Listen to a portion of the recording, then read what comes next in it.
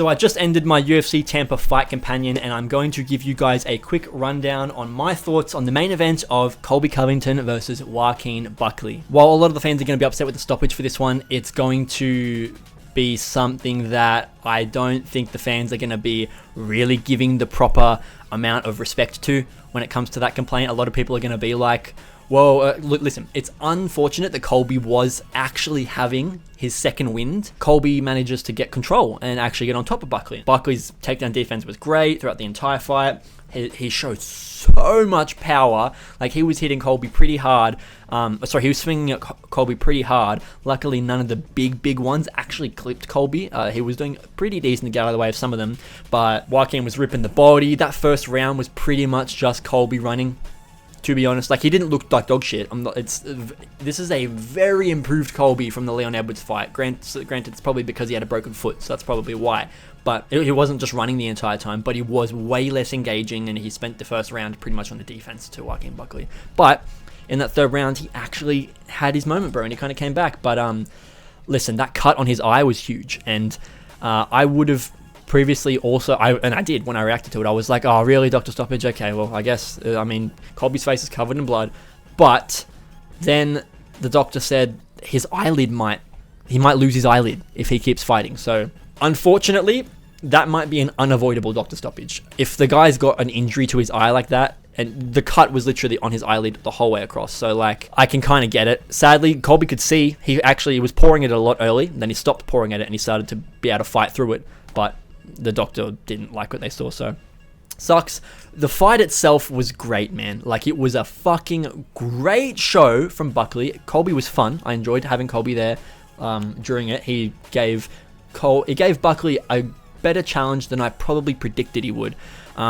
Still, I was kind of surprised at just how good Buckley was at controlling and pressuring Colby and keeping him in his world.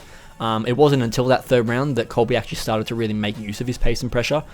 Before that, it was Buckley that was kind of controlling pretty much everything, where everything was going, when it was going there, and who was going to be the one leading it there, being him. I thought it was going to be over a couple times, not to say that like Colby was basically done, but I was like, oh, Joaquin's just adding up over the last 30 seconds. Buckley's just been piecing, and I'm thinking, oh, one of these is going to really hurt Colby in a second, and then it just doesn't, and Colby manages to power through it and survive the rounds. So I have to give Colby respect for that one, which is why I'm saying that he looks like such a more improved version compared to the one that fought Leon Edwards. It's not the same Colby. I don't think it is.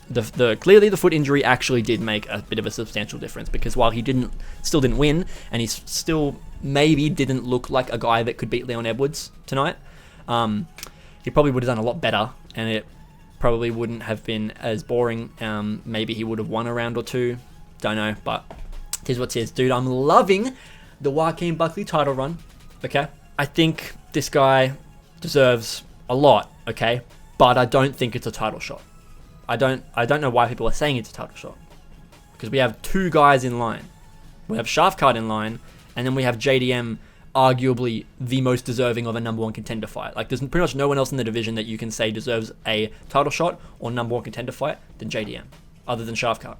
And Shafkat's getting it, so JDM's next. After JDM, I'd say Buckley is the next most deserving person. I'd love to see Buckley versus JDM. That'd be a awesome fight. I don't know if they will book that. I feel like Jack Della Maddalena might get a title shot in his next fight, especially because of the broken arm and stuff. I don't know if they might run the Shafkat Bilal fight with the idea that they're gonna give Maddalena the next title shot. So they might do that. If they don't, I would like to see Buckley versus Maddalena. It's a pretty cool fight. However, Buckley versus Usman is the fight to make. It's the one that we're calling for. It's the one that Buckley's calling for. It's the one that both Buckley and Usman have been saying online that that's supposedly something that they're looking at, and it's what's going to be next. So, run it. I'm keen. Buckley, continue on this streak, please. Don't let it die to Usman or Ian Gary or something dumb like that. At least like let it be like you lose to the champion or something, or a good contender. You know, if you fight like a Shafkat or a JDM or something, then that's a good way to lose. But if you lose to an old Usman or an Ian Gary or something like that, that's going to be a little bit more disappointing. So hopefully we see Buckley continue this phenomenal streak he's on. I'm keen to see it continue at the pace it's continued at as well, because he's been super active. So I also don't think he's going to sit out and wait for a title shot, because why would he? Because he'll be waiting for Shafkat and Bilal and then JDM and the winner of that, which is going to be like a year away. And he's been fighting like 4 times a year. So Buckley might fight Usman and someone else before he gets a title shot. I don't know, but we will see. We will see. Thank you for watching. Like, subscribe, chuck in notifications, leave a comment, tell me what your favorite fight of the event was. I hope you enjoyed. Please have a great holidays, everybody. I am thankful for you all for making 2024 a great year for this channel, and hopefully 2025 holds just as much fun and as much growth. So thank you guys, and I'll see you guys all in the next mixed martial arts video. Goodbye.